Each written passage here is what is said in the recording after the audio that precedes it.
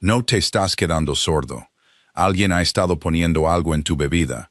Nadie esperaba que esa advertencia viniera de la hija de 3 años del ama de llaves. Una niña sorda que no podía hablar, que solo sabía comunicarse con las manos.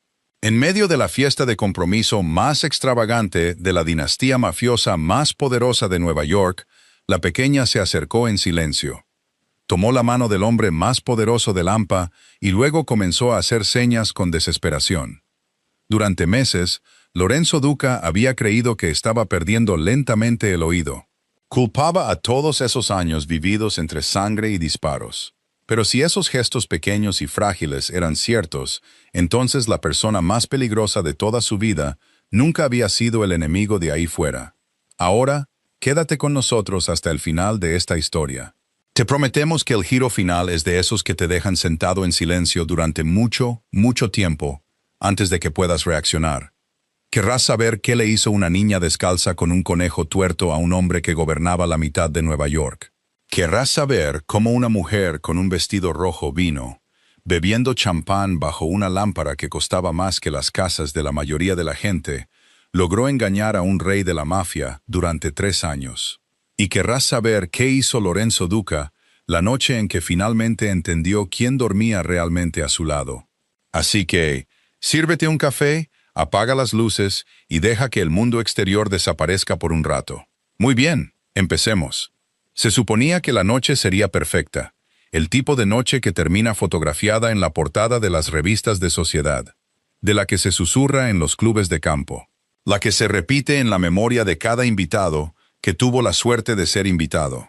La finca de los Duca se alzaba en el borde exterior de Nueva York, como una corona descansando sobre el cuello de la ciudad. 4 pisos de mármol blanco, columnas corintias importadas de una cantera en la Toscana. Una verja de hierro de 3 metros de altura, forjada a mano hace un siglo.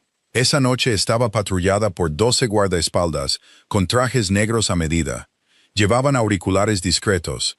Sus manos nunca estaban lejos de lo que estaban entrenadas para hacer. Más allá de la verja, el camino de entrada se curvaba entre hileras de cipreses iluminados suavemente desde abajo. Terminaba en una fuente donde ángeles de mármol vertían agua que atrapaba la luz de la luna como plata líquida. Dentro, 300 invitados llenaban el gran salón de baile. Había dones aliados de Chicago que habían llegado en jets privados esa tarde. Estaban los de Boston, más silenciosos, mayores, con sus esposas cubiertas de esmeraldas. Estaban los hombres de Miami con sus gemelos de oro y sus sonrisas bronceadas. Había 2 jueces federales cerca de la barra, fingiendo no conocerse. Había un senador en campaña para la reelección, riendo un poco demasiado fuerte. Estaban los abogados más poderosos de la costa este, aquellos cuyas llamadas telefónicas podían acabar con carreras. Y esparcidos entre ellos, como decoración, estaban las personas hermosas cuyo único trabajo esa noche era hacer que la sala pareciera cara. Las lámparas de araña eran de cristal italiano, tallado a mano en Murano. El champán era Dom Perignon, enfriado a exactamente 6 grados. Los puros eran cubanos, guardados en un humidor más antiguo que la mayoría de los invitados. El aire olía a Chanel y a humo de cedro y a dinero. El tipo específico de dinero que ha estado en una familia el tiempo suficiente como para dejar de necesitar demostrar su valía. Y en el centro de ese salón de baile estaba Lorenzo Duca.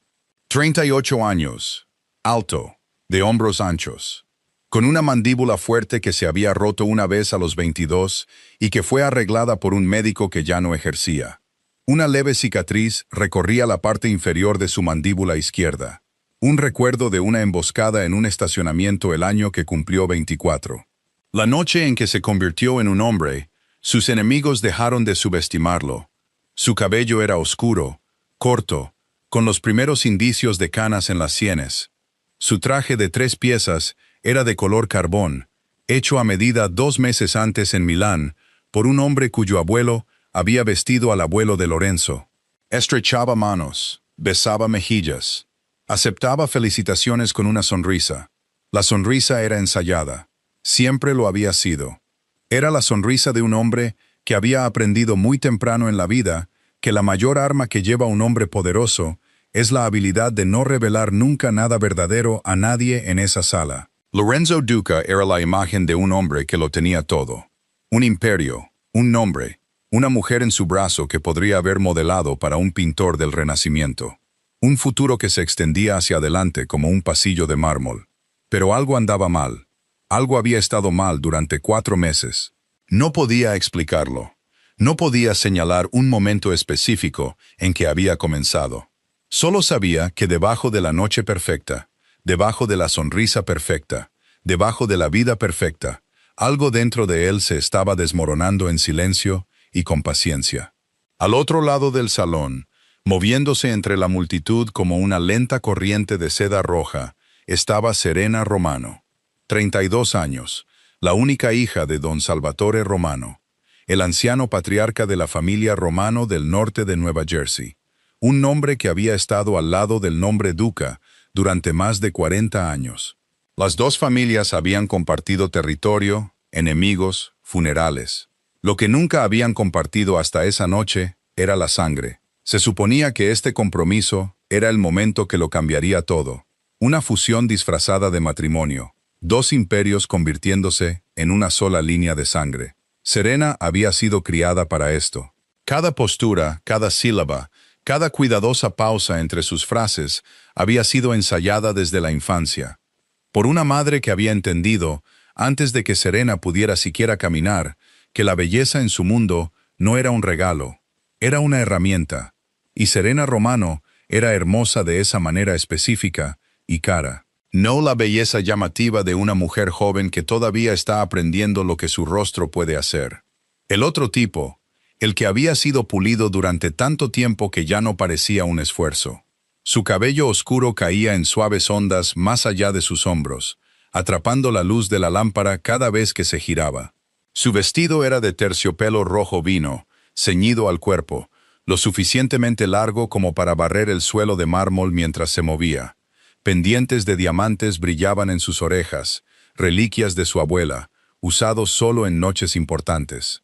Su lápiz labial era de un tono de rojo que había sido elegido con semanas de antelación, probado en 3 iluminaciones diferentes. Se movía por la sala como si ya fuera suya, y en algún rincón silencioso y calculador de su mente, ya estaba empezando a creer que lo era. Tocó el brazo de un viejo capo de Boston y se rió de un chiste que no era gracioso. Besó la mejilla de la esposa de un juez federal y le dijo que las perlas que llevaba eran exquisitas. Se inclinó cerca de un joven abogado de Filadelfia y le susurró algo que lo hizo sonrojar hasta el cuello de su camisa. Cada invitado con el que hablaba se alejaba de ella sintiéndose brevemente, inconfundiblemente especial. Ese era el verdadero don de Serena, no su rostro. La forma en que hacía que hombres adultos y mujeres endurecidas creyeran por un momento dulce que habían sido vistos. Había esperado 3 años por esta noche. 3 años de cenas, de risas con forma de devoción, de paciencia gentil. 3 años de Lorenzo. Al otro lado del salón, Lorenzo la observaba. Y por un solo segundo, esa sonrisa ensayada suya estuvo peligrosamente cerca de convertirse en algo real. Casi. Serena captó su mirada y se movió hacia él a través de la multitud. Ya tenía una copa de vino tinto en la mano, servida siempre antes de que él tuviera la oportunidad de pedirla. Se detuvo frente a él, se estiró y le arregló el pañuelo de bolsillo de su chaqueta de carbón con una ternura lenta y posesiva. Luego le puso la copa de vino en la palma de la mano y le sonrió con esos perfectos ojos oscuros. «Bebe, mi amor. Pareces cansado». Lorenzo tomó la copa. Siempre tomaba la copa. Se llevó la copa a los labios. No bebió profundamente. Había aprendido hace meses, y sin admitirlo nunca del todo, a hacer el gesto de beber sin terminar siempre lo que tenía en la mano. No sabía por qué. Algún viejo instinto enterrado, el mismo instinto que lo había mantenido vivo durante la emboscada a los 24 y media docena de noches más frías desde entonces, había comenzado a susurrarle últimamente. Y Lorenzo Duca había vivido lo suficiente en su mundo como para saber que cuando el instinto susurraba, solo los tontos le pedían que lo repitiera. Había comenzado lentamente, un leve zumbido en sus oídos después de la cena. Unas pocas noches, nada más. Lo había notado de la misma manera que un hombre nota un hilo suelto en su puño. Brevemente, sin alarma, fácilmente olvidado por la mañana. Luego, había llegado la extrañeza. Una sutil incorrección en la forma de los sonidos que se suponía que eran nítidos. El tintineo de un vaso en el otro extremo de una mesa que llegaba medio segundo tarde. La voz de su chofer, familiar durante una década, que de repente sonaba como si viniera de detrás de una puerta cerrada. Lorenzo había culpado a la presión. Siempre había presión. Había negociaciones en Queens, un cargamento atascado en un puerto de Nueva Jersey, un joven capo del Bronx que se estaba volviendo demasiado ambicioso, demasiado rápido. Había culpado a las noches de insomnio, a la interminable procesión de llamadas telefónicas a las 3 de la mañana, de las que ningún hombre en su posición podía escapar por completo. Incluso había culpado en silencio, y sin dejar que el pensamiento se quedara mucho tiempo, a la edad. Su cuerpo había estado soportando el peso acumulado de demasiados años pasados en un mundo de disparos y explosiones. Y el cuerpo de todo hombre finalmente presenta la cuenta. Pero en las últimas 3 semanas había empeorado mucho. Había mañanas en las que no oía su alarma en absoluto. Se despertaba con el sonido de su propia respiración y se daba cuenta de que el pequeño reloj de latón junto a la cama había estado sonando quién sabe cuánto tiempo. Había noches en las que Serena le hablaba desde el otro lado del dormitorio y su voz le llegaba como si hubiera viajado a través de aguas profundas. Lenta, distorsionada, tardía. Asentía en los momentos equivocados. Respondía a preguntas que ella no había hecho. Se lo había mencionado a ella 2 veces. La primera vez, ella había cruzado la habitación, le había besado la comisura de la boca y le había dicho suavemente que estaba trabajando demasiado. Le había prometido prepararle un baño. Le había prometido traerle té. La segunda vez, ella se había reído. Una risa pequeña y fácil que llenó el espacio entre ellos como un perfume. Lorenzo, mi amor, tienes 38, no 78. No lo había mencionado una tercera vez. Se había convencido a sí mismo, como suelen convencerse los hombres cansados y poderosos, de que pasaría. Esa noche, en medio del champán, los brindis y los flashes de las cámaras de los fotógrafos de sociedad, estaba decidido a creerlo, pero necesitaba aire, necesitaba silencio. Aunque últimamente el silencio había comenzado a sentirse menos como paz, y mucho más como una advertencia. Se excusó de una conversación sobre el mercado de valores, con una sonrisa suave y practicada. Tocó el hombro de un viejo corredor de Boston que estaba en medio de explicar, con gran e innecesaria extensión, por qué el mercado se corregiría en primavera. A Lorenzo no le importaba particularmente si el mercado se corregía en primavera. Le importaba la presión punzante que había comenzado a acumularse detrás de su oreja izquierda, y la forma en que el cuarteto de cuerda al otro lado del salón había comenzado a sonar como si estuviera tocando en el edificio de al lado. Se movió entre la multitud como una sombra lenta, asintiendo a las caras correctas, dejando que le estrecharan las manos correctas, hasta que finalmente llegó a las altas puertas de cristal al final del salón. Las puertas daban al jardín de rosas. El jardín había pertenecido a su madre. Elena Duca lo había cuidado ella misma durante 20 años. Arrodillada en la tierra suave y oscura, con un sombrero de paja y un par de guantes de jardinería, negándose a que nadie más tocara los arbustos. Murió cuando Lorenzo tenía 15 años, y todos los hombres que su padre había empleado supieron, sin que se lo dijeran, que el jardín no debía ser descuidado. Los jardineros todavía seguían sus diagramas originales. Los viejos rosales todavía se podaban con las formas que ella amaba. Un largo seto recortado con la elegante silueta de un pavo real, con las plumas de la cola curvadas a lo largo de la pared del fondo. Esa noche, el jardín estaba iluminado suavemente desde abajo por lámparas escondidas entre las piedras. Una fuente en el centro reflejaba la luna en temblorosos anillos de plata. El aire olía a tierra húmeda y a rosas tardías, y el ruido del salón de baile se desvaneció detrás de él como una pesada cortina. Lorenzo exhaló. Por un momento, simplemente se quedó de pie, escuchando la fuente, dejando que sus oídos intentaran recordar cómo se suponía que debía sonar la quietud. Entonces, en el borde de su visión, algo se movió. Justo al lado de la cortina de terciopelo rojo, vino que enmarcaba la entrada de servicio, la pequeña puerta lateral utilizada por el personal de cocina, una forma se movió en la penumbra. Una niña pequeña, de quizás 3 años. Cabello oscuro y rizado, enredado y cayendo suelto sobre su frente. Un simple vestido blanco, varias tallas demasiado grande para ella, con el dobladillo arrastrando por el escalón de piedra. No llevaba zapatos. En sus brazos, aferraba un conejo de peluche. El pelaje estaba gastado por años de abrazos. Le faltaba por completo uno de sus ojos de botón. Apretó el conejo contra su pecho como si fuera lo único que la anclaba al suelo, y lo estaba mirando a él. No con timidez, no con el miedo de ojos abiertos que una niña tan pequeña debería haber mostrado al ver a un hombre extraño con un traje caro. Lo estaba mirando directamente, con firmeza, con seriedad, como si lo hubiera estado esperando. Lorenzo se detuvo. No tenía mucha experiencia con niños. Los niños existían en su mundo de la misma manera que existían las vacaciones, como conceptos futuros abstractos que Serena mencionaba ocasionalmente, con el mismo tono que usaba al hablar de casas en la Toscana. Pero algo en esta niña lo hizo detenerse por completo. Se agachó lentamente, bajando hasta que sus ojos estuvieron a la altura de los de ella. «Hola, pequeña», dijo suavemente. «¿Estás perdida?» Ella no respondió, solo siguió mirando. «¿Dónde está tu mamá?» «Nada». Lorenzo se preguntó si entendía inglés. Ya estaba empezando a levantarse, listo para llamar a alguien del personal, cuando la niña hizo algo que no esperaba. Levantó sus 2 pequeñas manos. Comenzó a hacer señas. Dedos pequeños, cuidadosos y deliberados, formándose en el aire quieto del jardín. El corazón de Lorenzo se detuvo por un instante porque entendió. Por un momento, ya no tenía 38 años con un traje de carbón en un jardín de rosas iluminado por la luna. Tenía 7 años, de pie en el vestíbulo de la vieja casa familiar en Brooklyn, con un pijama demasiado grande para él, viendo a hombres con abrigos oscuros llevar a su madre adentro en una camilla. Elena Duca había sobrevivido a un coche bomba esa noche.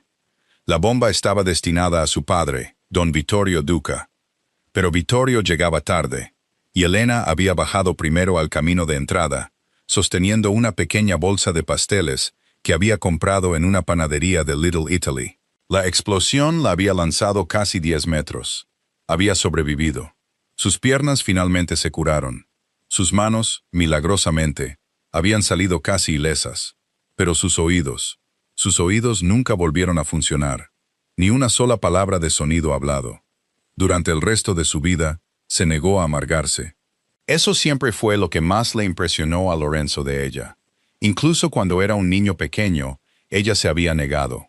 Un año después del atentado, había comenzado a aprender el lenguaje de señas, y había sentado a su único hijo en la alfombra del solarium y le había enseñado junto a ella. Pacientemente, una y otra vez, hasta que pudo hablar con ella en el nuevo mundo silencioso en el que ahora vivía. Le había dicho, o más bien, le había hecho señas con sus manos firmes y tranquilas, que un niño, que no podía hablar con su propia madre, se convertiría en un hombre que no podría oír a nadie. Elena había muerto cuando Lorenzo tenía 15 años, no a manos de un enemigo, sino por su propio corazón, que se había cansado silenciosamente una mañana de otoño mientras regaba las rosas. No había hecho ni una sola seña a otro ser humano desde el día de su funeral, hacía más de 23 años, pero sus manos recordaban. Sus manos lo recordaban todo. La niña del vestido blanco estaba haciendo señas con 2 palabras. 2 palabras cuidadosas, diminutas y deliberadas, formadas con dedos tan pequeños que parecían pertenecer a una muñeca. Mamá.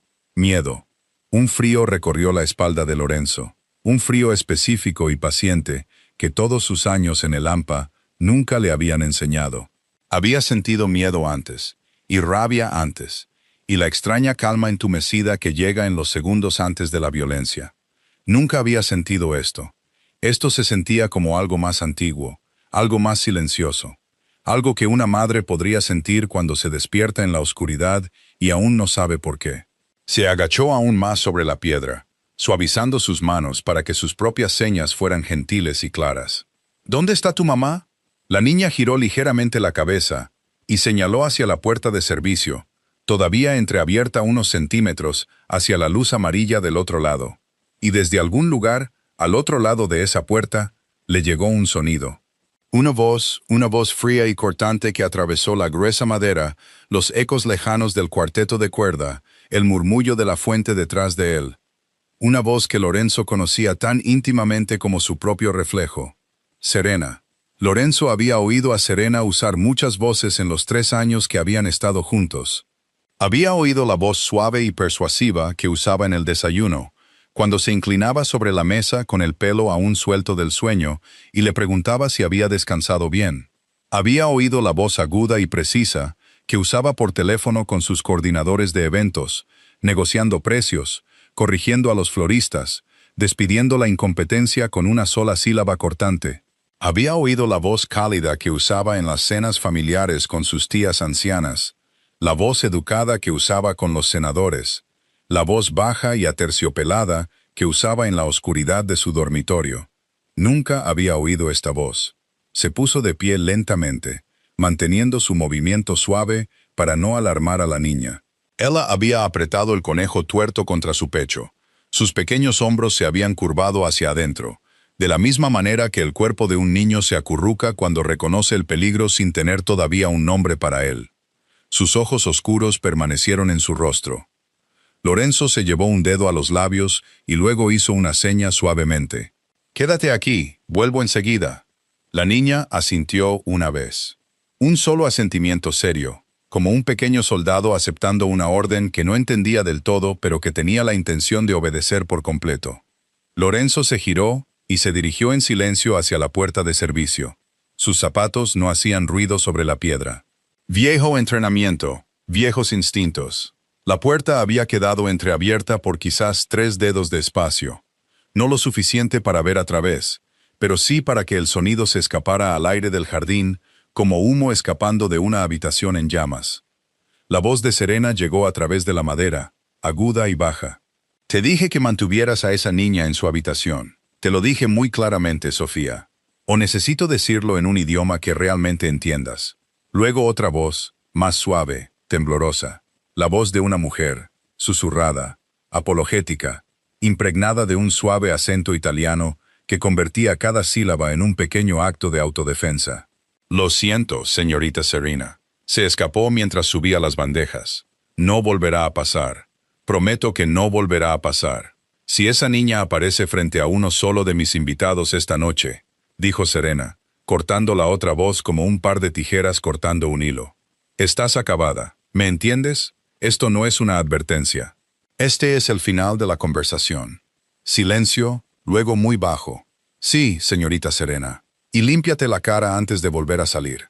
Pareces como si hubieras estado llorando. Es vergonzoso». Lorenzo se apartó de la puerta.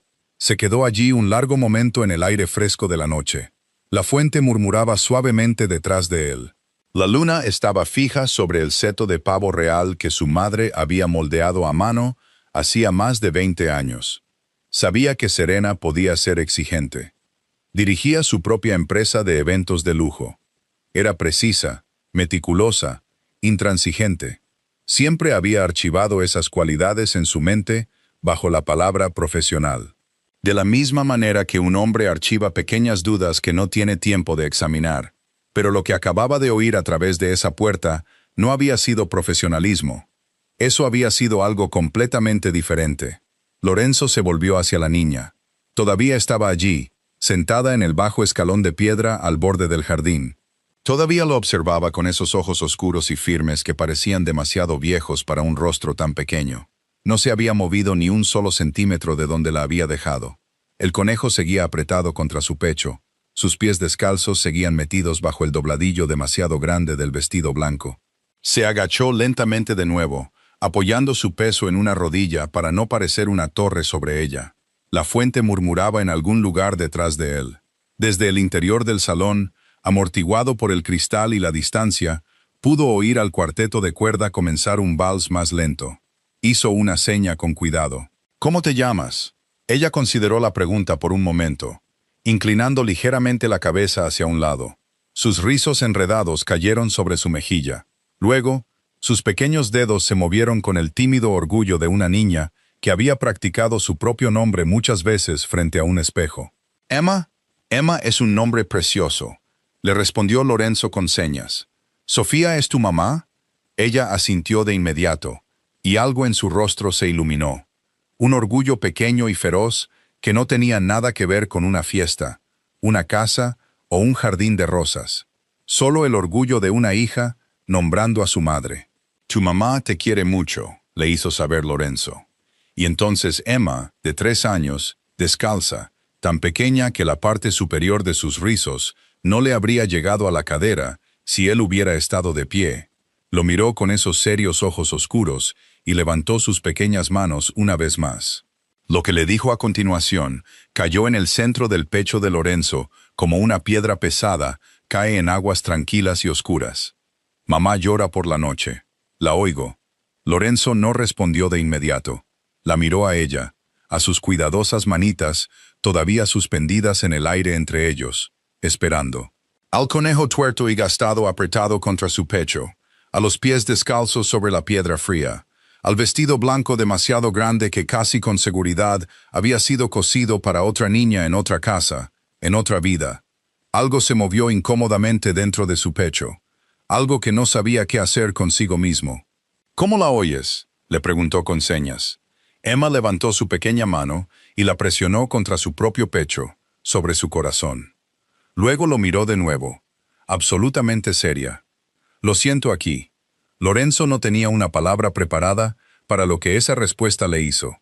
Era un hombre que había construido su vida sobre palabras, contratos, negociaciones, promesas, amenazas, y una niña pequeña que nunca había pronunciado una sola, acababa de superar cada palabra que él había conocido. Una voz detrás de él lo hizo ponerse de pie en un solo movimiento fluido. Lorenzo se giró, de pie, en el marco abierto de la puerta del jardín, con una mano apoyada ligeramente en la cortina rojo vino, una copa de champán fresca equilibrada con elegancia practicada entre sus dedos, estaba serena. Su sonrisa seguía en su lugar. Era la misma sonrisa que había estado usando toda la noche, la que había encantado a capos y senadores y viudas ancianas con esmeraldas. La luz de la lámpara del salón de baile detrás de ella se reflejaba en sus pendientes de diamantes y trazaba un suave brillo a lo largo de la curva de su mandíbula. Pero sus ojos habían viajado hacia abajo, desde el rostro de Lorenzo hasta la pequeña figura sentada en el escalón de piedra detrás de él. Y detrás de esos ojos, algo se había quedado muy, muy quieto. «Ahí estás», dijo cálidamente, entrando en el jardín. Su voz era de nuevo la voz melosa, la destinada a los invitados y las cámaras. «Todo el mundo ha estado preguntando por ti». Caminó hacia él sin prisa. El terciopelo rojo vino de su vestido, susurraba contra la piedra. No se agachó para saludar a la niña. No suavizó su rostro. Miró a Emma de la misma manera que uno podría mirar a un animal callejero que ha entrado en un lugar al que no pertenece. «Y tú», dijo, su voz bajando ahora, suave como el cristal, «necesitas volver adentro con tu madre». Emma miró a Serena, y en un momento tan breve que Lorenzo casi se lo pierde, tan breve que podría haberse convencido más tarde de que lo había imaginado, si no hubiera pasado su vida aprendiendo a confiar en sus ojos, la niña se echó hacia atrás. No mucho, solo el más mínimo desplazamiento de su pequeño cuerpo lejos de la mujer que estaba de pie sobre ella. Era el instinto de un niño, la verdad honesta de un animal que sabe antes de saber. Lorenzo lo vio, y no pudo dejar de verlo. Regresó con Serena al salón de baile. Sonrió. Ofreció un brindis corto y cálido por su hermosa futura esposa, que hizo que toda la sala aplaudiera, y que Serena lo mirara con esa suave ternura ensayada en la que había creído durante 3 años. Le besó la mejilla frente a los fotógrafos. Estrechó las manos que se esperaba que estrechara. Pero algo se había roto dentro de él esa noche, algo que aún no podía nombrar. 2 veces durante su propio brindis, su audición se había cortado por completo. Una sordera repentina y amortiguada, como si alguien le hubiera presionado algodón dentro del cráneo. Había sonreído a pesar de todo. Era bueno sonriendo a pesar de las cosas. Tarde esa noche, después de que los últimos invitados se subieran a sus coches y el personal comenzara el trabajo silencioso y agotador de limpiar el salón, Lorenzo se sentó solo en su estudio. La casa se había vuelto muy silenciosa a su alrededor. Solo el tic-tac del viejo reloj sobre la chimenea y el lejano tintineo del cristal que se llevaban. Cogió su teléfono. Durante 3 meses se había negado a mirar. Se había dicho a sí mismo que no había nada que encontrar, que pasaría, que era la edad o el agotamiento, o el precio que un hombre en su mundo finalmente pagaba. Escribió los síntomas en la barra de búsqueda con dedos que de repente se habían vuelto muy tranquilos. Una línea lo detuvo en seco.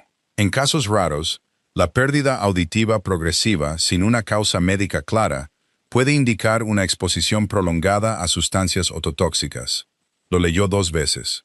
Luego dejó el teléfono boca abajo sobre el escritorio. A la mañana siguiente, Lorenzo bajó temprano. Las 6 en punto. La casa todavía dormía. Las grandes lámparas del vestíbulo principal se habían atenuado al mínimo. Los suelos de mármol estaban fríos bajo sus zapatos, y las largas ventanas del pasillo este habían comenzado a captar el primer oro pálido de un amanecer de otoño en Nueva York. En algún lugar de los pisos superiores, una ama de llaves ya se movía suavemente, llevando sábanas dobladas. Por lo demás, la finca estaba en silencio. Entró solo en la cocina, con la intención de prepararse su propio café. Era un pequeño ritual privado que siempre había insistido en hacer él mismo. El chef llegaría a las 7 en punto. 2 asistentes a las 7:30. Serena rara vez bajaba antes de las 9. Esos primeros minutos siempre habían pertenecido a Lorenzo, y solo a Lorenzo. Una sola hora en el día en que no era un don, ni un prometido, ni un tomador de decisiones para 200 soldados leales, sino simplemente un hombre en una habitación tranquila con un pequeño molinillo de latón y una bolsa de granos de café sicilianos. Estaba midiendo los granos cuando oyó el sonido más suave desde la puerta. Se giró. Emma estaba allí, con el mismo vestido blanco, arrugado por el sueño. El conejo tuerto en sus brazos, su pelo rizado, un suave enredo alrededor de sus mejillas, descalza sobre el frío suelo de la cocina, observándolo con esos ojos oscuros y firmes.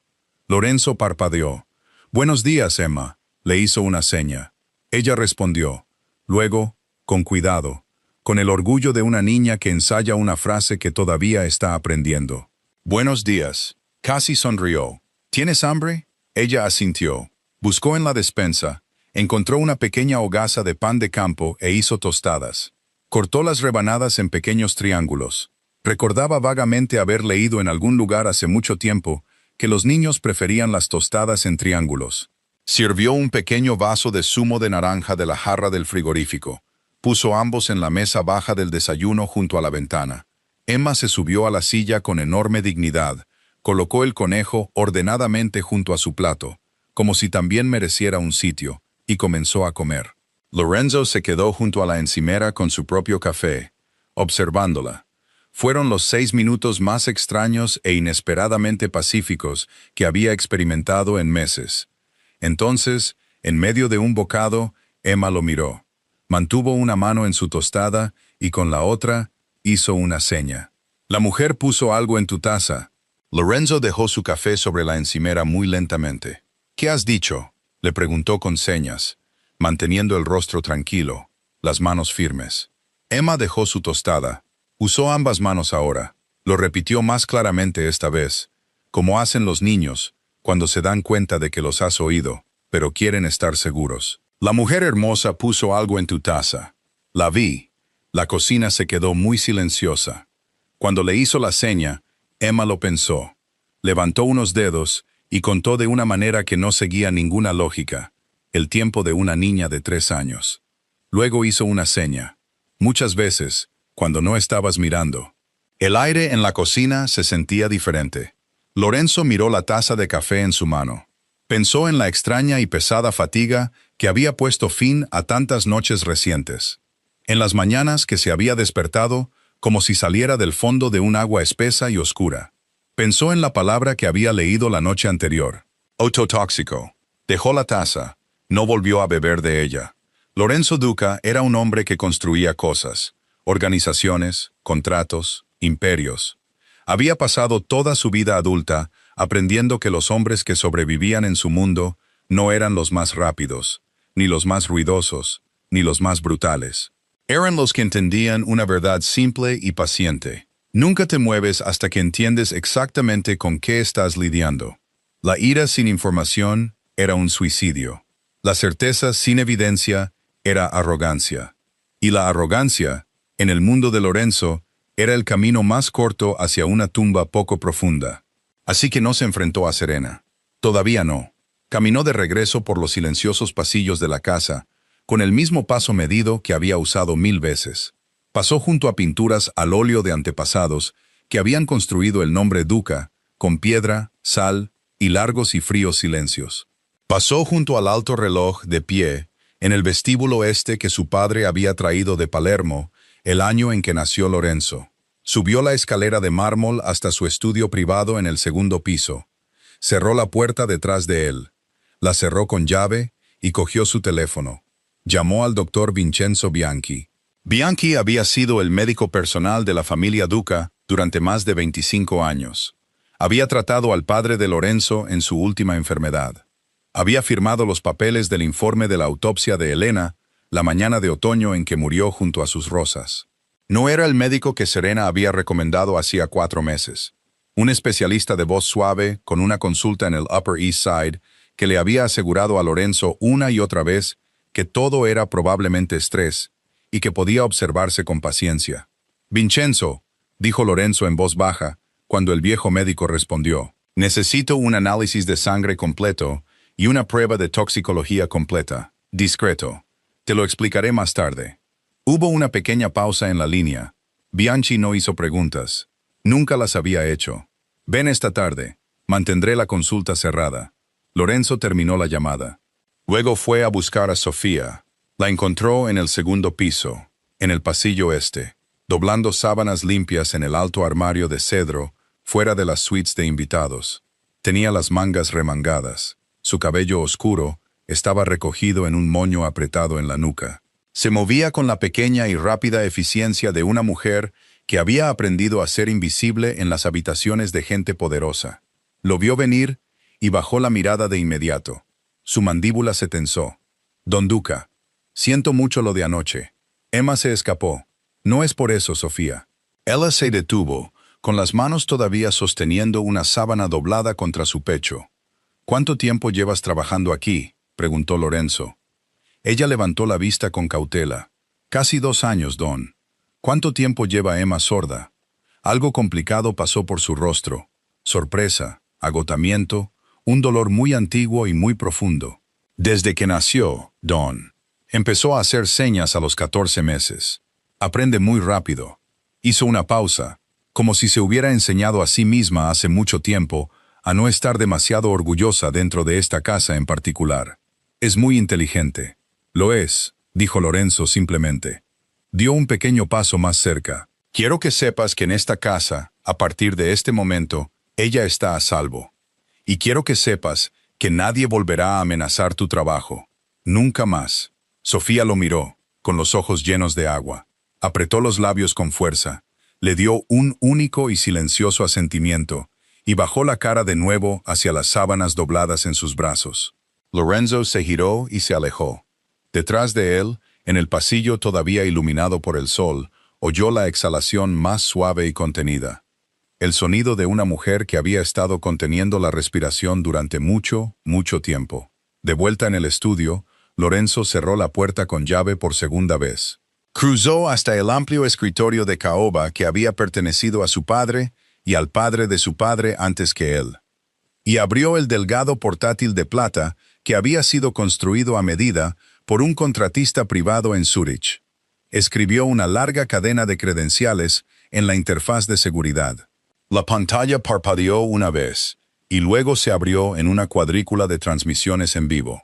Su finca tenía cámaras en todos los espacios comunes: pasillos, cocinas, el salón de baile, el comedor formal, la biblioteca, la bodega, los pasillos de servicio traseros. No en los dormitorios privados ni en los baños. Su padre había trazado esa línea hacía 30 años, y Lorenzo nunca la había cruzado. Pero todos los demás espacios de la casa eran vigilados silenciosa y continuamente por una red de pequeños ojos que no parpadeaban. Sus manos estaban firmes mientras escribía. Retrocedió 3 meses y comenzó a mirar. Fue paciente. Trabajó en silencio. 1 hora de metraje tras otra. De la misma manera que un hombre tamiza arena buscando un solo hueso pequeño. Lo encontró en 40 minutos. Era tan ordinario que cualquiera que mirara sin saber qué buscar no habría visto nada en absoluto. Serena sola en la cocina, a las 11:17 de la noche. 3 meses y 2 semanas antes. Caminando tranquilamente hacia la encimera donde el té de hierbas de Lorenzo se estaba infusionando en la pequeña tetera de porcelana que él prefería. El té en sí había sido idea de ella. Su recomendación ofrecida suavemente una noche, hacía unos 4 meses, y luego incorporada silenciosamente a su rutina. Té hierbas, relajante, tan bueno para el estrés, mi amor. En la pantalla, Serena metió la mano en el bolsillo de su bata de seda y sacó un pequeño vial de cristal. No era más grande que un tubo de lápiz labial. Sus movimientos eran precisos, sin prisa, ensayados. Desenroscó la pequeña tapa con una mano. Inclinó el vial sobre la tetera de porcelana. 2 o 3 gotas. Volvió a tapar el vial. Lo guardó de nuevo en su bolsillo. Levantó su teléfono de la encimera y comenzó a navegar por él casualmente. De la misma manera que una mujer navega por sus mensajes cuando acaba de oír una notificación. Se giró y salió de la cocina. Lorenzo avanzó el metraje. 1 semana después, misma hora, mismo movimiento. 2 semanas después, lo mismo. 1 mes después, lo mismo. 17 veces en 3 meses. 17 gestos pequeños, pacientes y perfectamente ensayados. 2 o 3 gotas, cada vez. Lorenzo se reclinó en su silla. Miró por la alta ventana del estudio hacia el jardín matutino, donde un ligero viento de otoño se movía a través del seto de pavo real que su madre había moldeado a mano. Una sola hoja amarilla se desprendió de un viejo arce y flotó lentamente hasta la superficie de la fuente. Pensó en una niña descalza de 3 años con un conejo tuerto apretado contra su pecho, que se había sentado en un frío escalón de piedra en la oscuridad y había confiado en un extraño lo suficiente como para levantar sus pequeñas manos en forma de advertencia.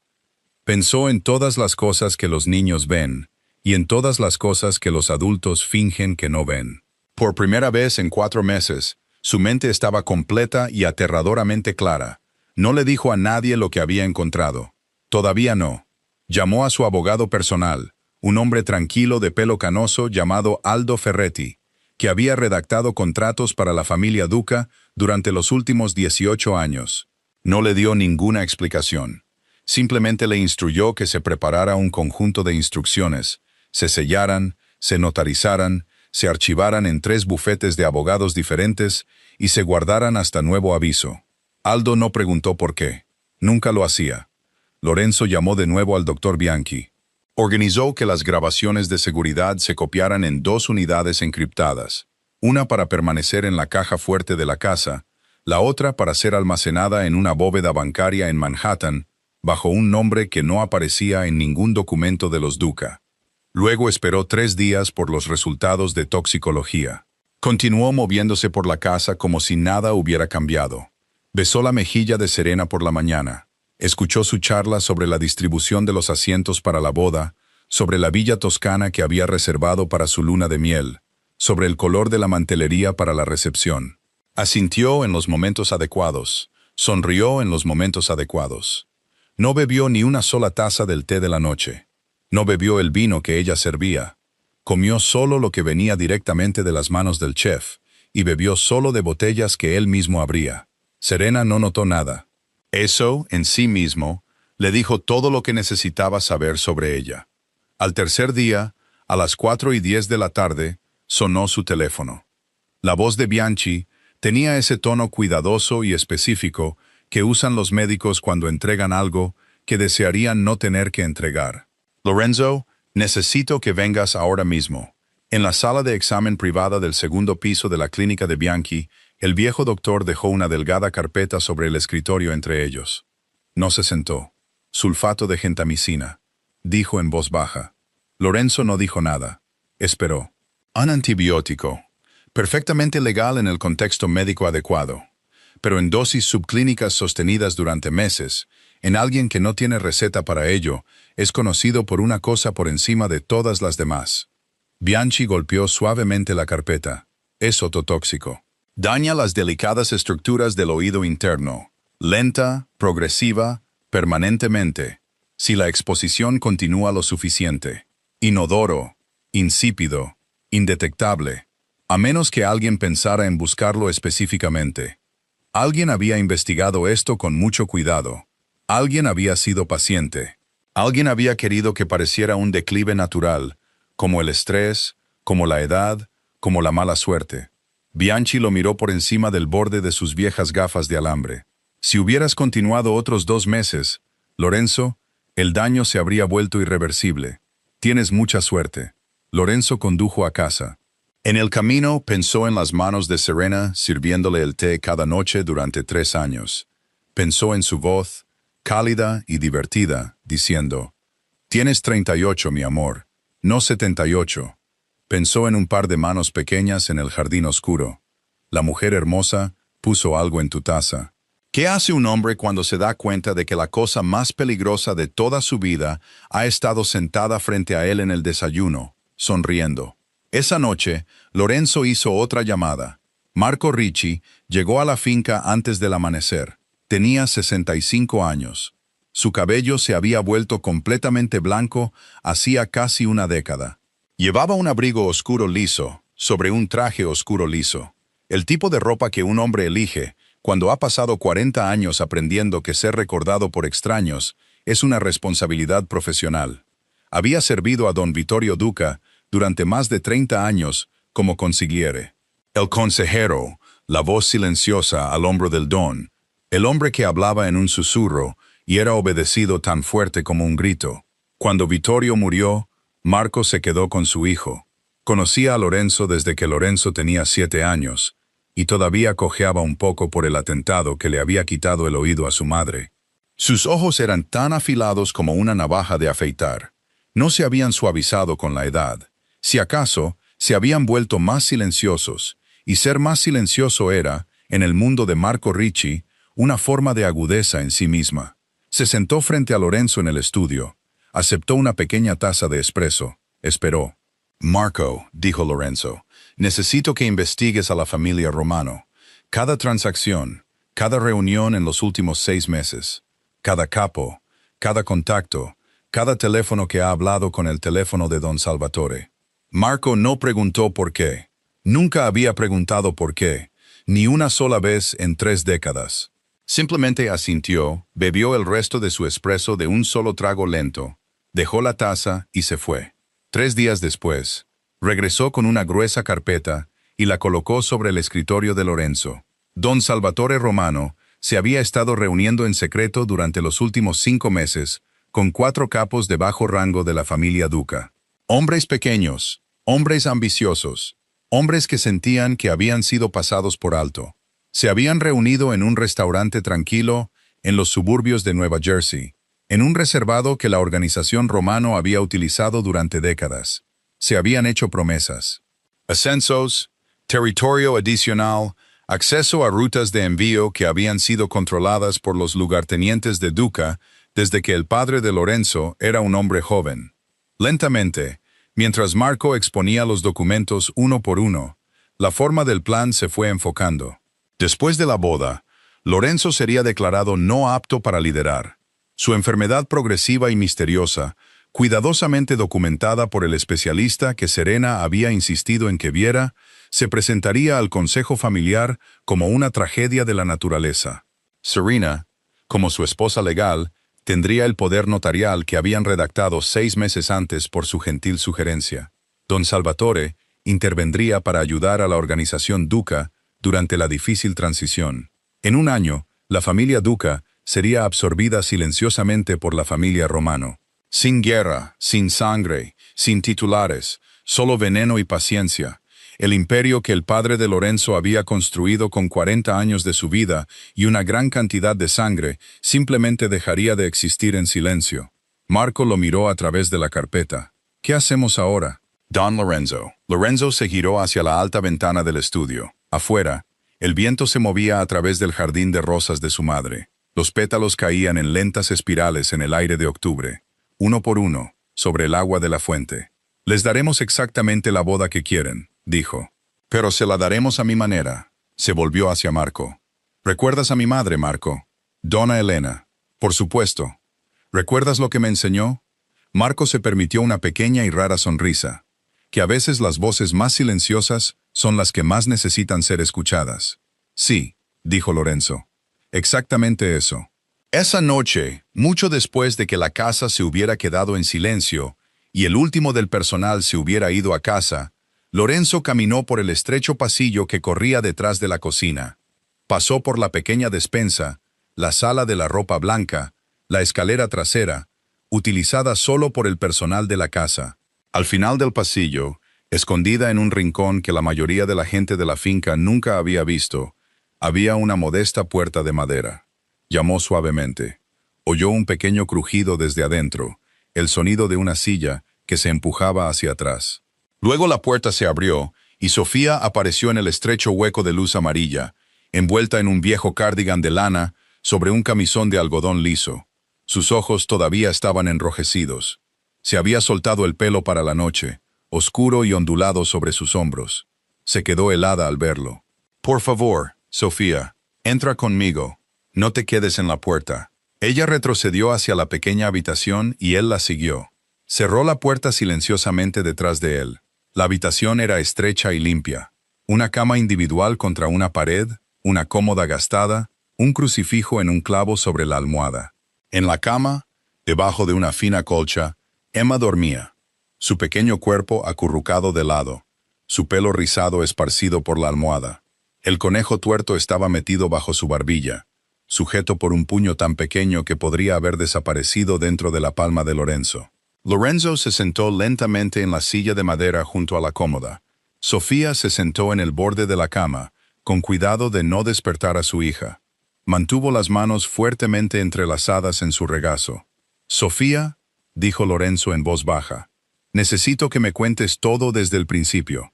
Ella bajó la vista hacia sus manos.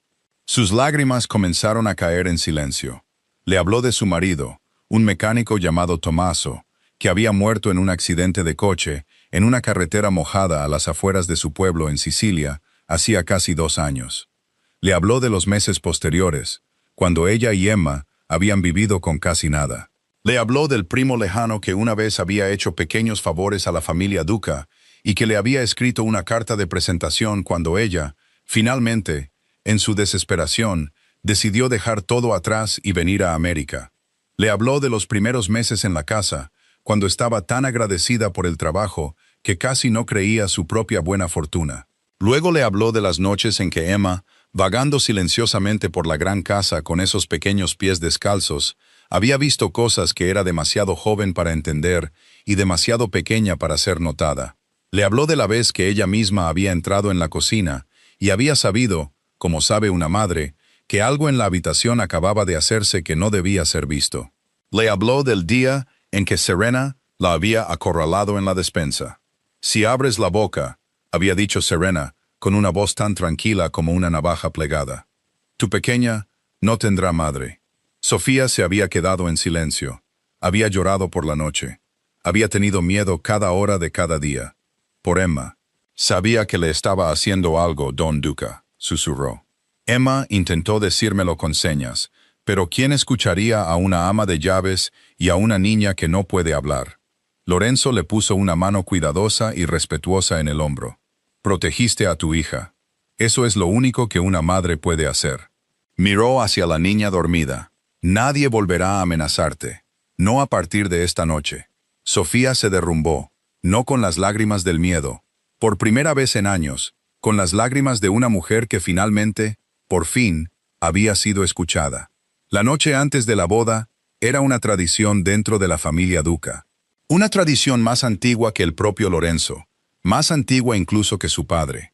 En la víspera del matrimonio de un don, los hombres más importantes de la organización se reunían en la cámara del consejo familiar para dar su bendición a la novia, que llevaría el nombre Duca. No era una ceremonia de la que se hablara fuera de esas paredes. Era un rito, un cierre de filas, un sello de confianza. 23 hombres se sentaron alrededor de la larga mesa de nogal en la cámara del consejo esa noche. Las paredes estaban revestidas de cuero rojo oscuro que se había oscurecido con el tiempo. Retratos de 3 generaciones de dones duca colgaban a lo largo de la pared larga en pesados marcos dorados. El bisabuelo Alejandro, que había venido de un pequeño pueblo costero de Sicilia, con nada más que un cuchillo y un nombre. El abuelo Enzo, que había construido el primer verdadero imperio de la familia. Y Vittorio, el padre de Lorenzo, pintado en el último año de su vida, con los ojos todavía ardiendo silenciosamente desde el lienzo, como si nunca hubiera abandonado del todo la habitación. Serena había sido invitada formalmente a la cámara, un honor concedido solo a las futuras esposas del don. Llevaba terciopelo blanco marfil, su cabello oscuro recogido en un moño alto y elegante en la coronilla, un solo collar de perlas en su garganta. Estaba radiante esa noche, perfecta como siempre había sido perfecta. Su padre, don Salvatore Romano, se sentó en el lugar de honor a la derecha de Lorenzo, el asiento reservado para el padre de la novia. Tenía 65 años, con canas en las sienes, vestido con un traje negro de 3 piezas de corte exquisito. Sus ojos eran los ojos agudos y fríos de un hombre que había pasado toda su vida cazando hombres más silenciosos que él. Se sirvió champán en esbeltas copas de cristal. Se encendieron puros cubanos, y el humo azul pálido se elevó lentamente hacia el alto techo artesonado. El ambiente era cálido y ceremonial. Viejos capos se reclinaron en sus pesadas sillas de cuero y murmuraron entre ellos sobre bodas pasadas. Algunos de ellos sonrieron a Serena con el cariño torpe de hombres que no saben muy bien cómo mirar la belleza. Lorenzo se levantó para hablar. Todos los ojos en la sala se volvieron hacia él. Llevaba de nuevo carbón esa noche, el viejo reloj de su padre en la muñeca. Sus manos descansaban ligeramente sobre el nogal pulido de la mesa. «Antes de que den su bendición a mi novia», dijo, con voz tranquila y uniforme, «me gustaría que todos viéramos algo juntos. Un pequeño regalo, una historia familiar». Hizo un leve asentimiento. Marco Ricci se levantó de su silla al final de la mesa y caminó sin prisa hacia las altas puertas dobles de la cámara. Las cerró. Giró la pesada cerradura de latón en otras 2 puertas a lo largo de las paredes laterales. Los hombres de mayor confianza de Lorenzo, Nico y Bruno, ambos ex-soldados que habían servido a la familia desde que eran niños, se colocaron silenciosamente en posición, con las manos cruzadas delante, la mirada firme. Serena parpadeó. Por primera vez en toda la noche, su sonrisa vaciló. Don Salvatore dejó su copa de vino tinto sobre la mesa, muy lentamente. Al fondo de la cámara, sobre la chimenea, una gran pantalla oculta se deslizó silenciosamente desde un hueco en el techo y cobró vida. El aire en la sala se congeló, la pantalla se iluminó y la cocina de la finca Duca apareció en silenciosa claridad de alta definición. El metraje tenía una marca de tiempo en la esquina inferior. 3 meses y 2 semanas antes, 11 y 17 de la noche. Serena sola en la cocina, con su bata de seda, caminando hacia la tetera de porcelana, metiendo la mano en el bolsillo, el pequeño vial de cristal, 2 o 3 gotas practicadas en el té que se infusionaba. El vial devuelto al bolsillo, la mirada casual a su teléfono. El clip cortó limpiamente a otro. Una noche diferente, mismo movimiento, mismo vial, mismas gotas. Luego otro, y otro. 17 entradas dispuestas en orden cronológico, comprimidas en poco menos de 3 minutos de metraje silencioso e innegable. Las fechas avanzaban por la parte inferior de la pantalla como el tic-tac de un reloj lento y paciente. Alrededor de la larga mesa, ninguno de los 23 capos se movió. La pantalla cambió. Aparecieron informes de toxicología a continuación, uno tras otro. 4 laboratorios independientes, 4 membretes diferentes, 4 firmas separadas, todos confirmando la misma sustancia en la sangre de Lorenzo en concentraciones consistentes, con una exposición sostenida a dosis bajas durante un periodo de varios meses. El nombre del compuesto aparecía en negrita en la parte superior de cada informe, y cada hombre en esa sala con la edad suficiente para haber leído un historial médico entendió exactamente lo que significaba. La pantalla cambió de nuevo. Fotografías ahora, granuladas pero legibles. Don Salvatore Romano, sentado en la mesa del fondo de un restaurante suburbano de Nueva Jersey, hablando con un capo de bajo rango de los Duca, llamado Vincenzo Torri. Otra fotografía. Salvatore con un capo, llamado Beniamino Falco. Otra. Registros de transferencias bancarias. Registros de llamadas encriptadas. Transcripciones de conversaciones telefónicas interceptadas obtenidas por la gente de Marco, plantadas silenciosamente dentro de la red de comunicaciones de los Romano durante un periodo de 5 meses. El último documento en aparecer fue una sola hoja de papel. Un borrador marcado con la propia letra de Serena del poder notarial que le había pedido a Lorenzo que firmara hacía 6 meses. La sala estaba tan silenciosa que el tic-tac del viejo reloj de latón sobre la chimenea sonaba como un martillo. Serena se había puesto pálida, genuinamente pálida. Era la primera palidez honesta que Lorenzo había visto en su rostro en 3 años de conocerla. Don Salvatore, lentamente, muy lentamente, colocó ambas manos planas sobre la superficie de la mesa de nogal. Lorenzo se volvió hacia Serena. Su voz no era fuerte, no necesitaba serlo. Cada hombre en la cámara lo oyó. Tuviste la oportunidad de ser miembro de esta familia, Serena. Elegiste envenenarme en su lugar. Serena lo miró. No lloró, no suplicó, no intentó ninguna de las pequeñas y elegantes mentiras que había pasado 3 años perfeccionando. Simplemente lo miró con esos ojos fríos y calculadores, los mismos ojos que había vislumbrado por un segundo honesto en el jardín la noche de la fiesta de compromiso. Su voz era tranquila. ¿Cuánto sabes? No era una negación, no era una súplica. Era una pregunta que uno podría hacer al otro lado de una mesa de negociación. Suficiente, dijo Lorenzo. Don Salvatore se levantó de su silla en un solo movimiento repentino. Su mano se deslizó dentro de la parte delantera de su chaqueta. Marco fue más rápido. Pero desde algún lugar más allá de las paredes de la cámara, desde los profundos y oscuros pasillos de la finca, llegó un sonido que hizo girar todas las cabezas en la sala. El agudo y fuerte estallido de un cristal. Serena y su padre no habían venido solos. La alta ventana emplomada de la Cámara del Consejo se hizo añicos hacia adentro en una sola explosión de cristal. Un equipo de mercenarios de los Romano había rodeado la finca horas antes, moviéndose por los jardines exteriores al amparo de la oscuridad, tomando posiciones detrás de los setos que su madre había moldeado a mano 2 décadas atrás. Habían estado esperando una señal. La señal había sido el fracaso de Don Salvatore en salir de la Cámara del Consejo vivo y al mando. Cuando esa señal no llegó en el minuto esperado, habían elegido la alternativa.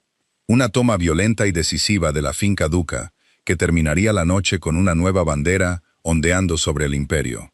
Ese había sido su plan. Lorenzo había planeado de manera diferente. La noche antes de la reunión, había convocado silenciosamente a 30 de sus soldados más confiables a la finca. Habían entrado uno a uno por las entradas de servicio, vestidos como camareros, floristas y choferes. Habían tomado posiciones en cada piso. En la biblioteca del segundo piso, a lo largo de los pasillos este y oeste, en las sombras de la gran escalera, en el techo, sobre la fuente del camino de entrada, detrás de la puerta de la bodega. Habían estado esperando desde el anochecer. Cuando la primera ventana se hizo añicos, respondieron.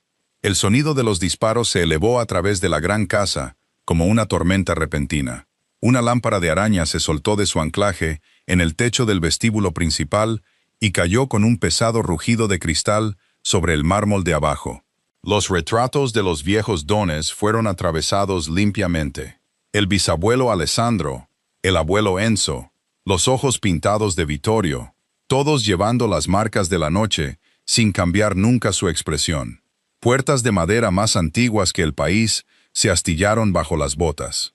Un alto espejo dorado en la parte superior de la escalera se vino abajo en una lenta y terrible cascada de oro y plata. Sin embargo, en medio de todo, algo extraño le sucedió a Lorenzo.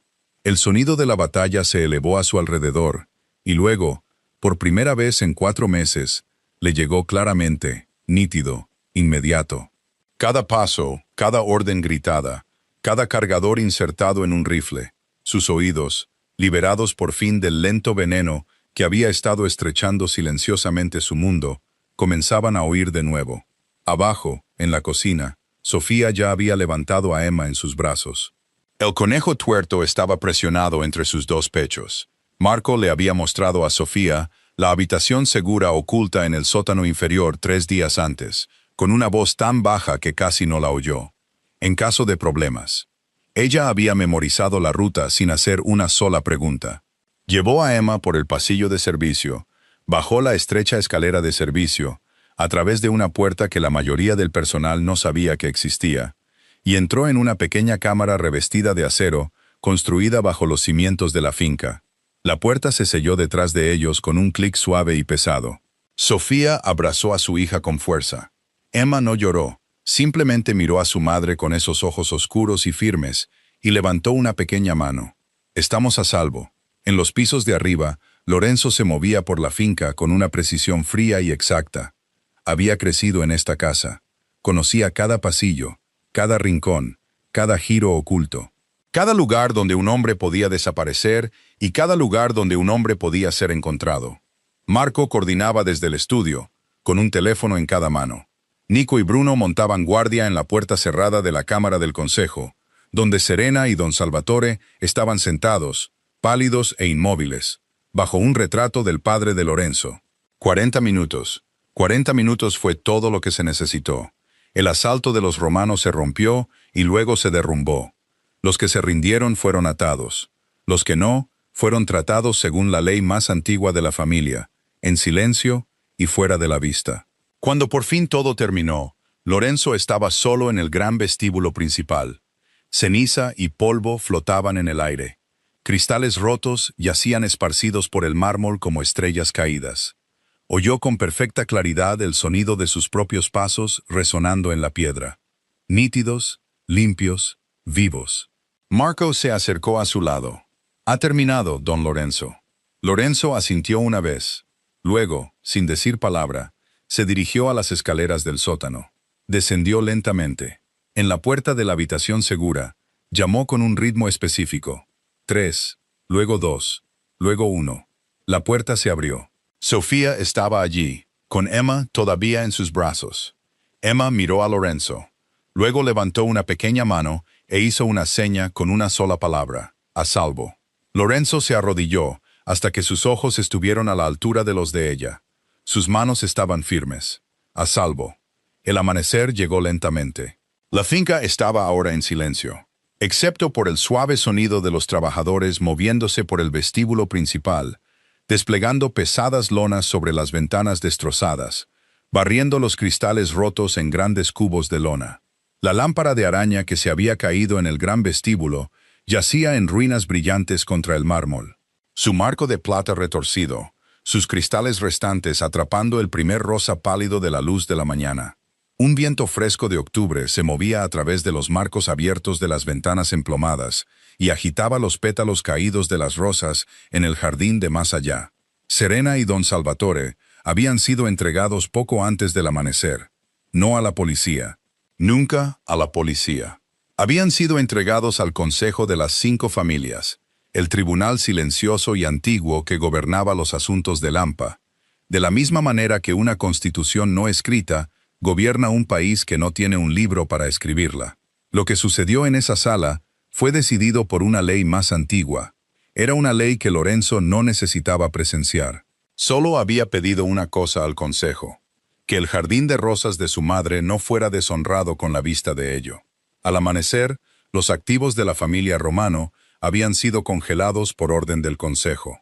Cuentas bancarias, propiedades, intereses navieros a lo largo de la costa de Nueva Jersey, restaurantes en 3 ciudades. El imperio que don Salvatore había pasado 40 años construyendo, ladrillo a ladrillo, había dejado de existir entre las horas de medianoche y el amanecer. En la cocina esa mañana, Sofía estaba de pie junto al fregadero, con las manos temblando en el borde de la porcelana. Había lavado la misma taza de café 3 veces sin darse cuenta. Lorenzo entró por la puerta. Todavía llevaba la misma ropa de la noche anterior. pero se había lavado la cara y peinado, y sus ojos tenían la claridad firme de un hombre que había dormido quizás 2 horas y no necesitaba más. Sofía. Ella se giró rápidamente, secándose las manos en la toalla de su cintura. «Quiero que sepas algo», dijo él. «Desde hoy, ya no eres una ama de llaves en esta casa. Eres familia. Emma es familia». Le tendió un sobre blanco liso. Dentro había un fideicomiso. Permanente, notarizado, blindado. Tasas escolares para Emma, desde ahora hasta que ella decida dejar de aprender. Atención médica para madre e hija. Un estipendio que aseguraría que Sofía nunca más tuviera que aceptar una amenaza de nadie para mantener un techo sobre la cabeza de su hija. Sofía tomó el sobre con ambas manos. No lo abrió. No lo necesitaba. Empezó a llorar, no las lágrimas del miedo. Por primera vez en años, las lágrimas de la libertad. Desde la esquina de la cocina, Emma estaba sentada en la alta silla de madera de la mesa del desayuno. El conejo tuerto cuidadosamente sujeto en su regazo, observando a los 2 adultos con sus ojos firmes y serios. Levantó una pequeña mano. Ahora mamá ya no tiene que llorar por la noche. Lorenzo cruzó la cocina y se arrodilló lentamente frente a ella. Le respondió con señas, sin prisa, dejando que cada forma se asentara en el aire de la mañana entre ellos. No, nunca más. Y tú tampoco, Emma. Nunca más tienes que tener miedo. Emma lo miró durante un largo y pensativo momento. Luego extendió ambas manos pequeñas y le ofreció el conejo tuerto. Lorenzo lo recibió con ambas manos. Solemnemente, como un hombre recibe una promesa. 3 meses después, el otoño se había instalado profundamente en Nueva York. Las hojas amarillas caían una a una sobre el jardín de rosas, donde Elena Duca una vez se arrodilló en la tierra suave y oscura con su sombrero de paja. Y el seto de pavo real que había moldeado con sus propias manos todavía estaba allí, silencioso y paciente a lo largo de la pared del fondo. La fuente todavía murmuraba. La vieja casa todavía estaba en pie, pero la casa había cambiado. La audición de Lorenzo había vuelto a aproximadamente el 85% de lo que había sido. El doctor Bianchi le había dicho, a su manera tranquila, que había tenido mucha suerte. Solo 2 meses más del veneno lento y el daño habría sido permanente. Lorenzo no lo consideraba suerte. Lo consideraba una niña descalza con un conejo tuerto sentada en un frío escalón de piedra en la oscuridad. Dentro de la finca ahora se oía el sonido de una niña riendo por las tardes. Pequeños pasos corriendo por los pasillos de mármol, donde una vez solo habían vivido los ecos del poder. Emma tenía ahora su propia habitación. La habitación que una vez perteneció a la propia Elena Duca, en el lado soleado del este del 2º piso. En las paredes, sus pinturas con los dedos habían sido enmarcadas y colgadas como pequeñas obras de arte de galería. Junto a su cama había un conejo de peluche nuevo, con sus 2 ojos, un regalo de Lorenzo la primera semana que se mudó arriba. Pero al viejo conejo tuerto se le había dado un lugar de honor en un pequeño estante sobre la cabecera, donde la vigilaba mientras dormía. Sofía había comenzado sus estudios en una universidad cercana, en el Departamento de Trabajo Social. Cada matrícula y tasa pagada silenciosamente en su totalidad por Lorenzo. Había querido, le dijo una vez durante el café de la mañana, ayudar a otras madres que no tenían a nadie que las escuchara. Lorenzo había reaprendido completamente el lenguaje de señas. También lo había convertido en un requisito, declarado suavemente pero con firmeza, que cada miembro de la familia Duca bajo su techo lo aprendiera también. Era, les dijo, un idioma que la casa ahora conocería. A veces la vida nos envía la verdad, no desde las voces más fuertes, sino desde las más pequeñas. Desde las personas que el mundo ha aprendido a pasar por alto hace mucho tiempo. Nunca subestimes a un niño. Nunca subestimes un acto de bondad silencioso. Y nunca asumas que sabes todo sobre la persona sentada más cerca de ti en la mesa. Ahora, nos encantaría saber de ti. ¿Alguna vez te ha salvado alguien que menos esperabas? ¿Ha habido alguna vez una persona en tu vida que intentó advertirte sobre algo a lo que no escuchaste en ese momento?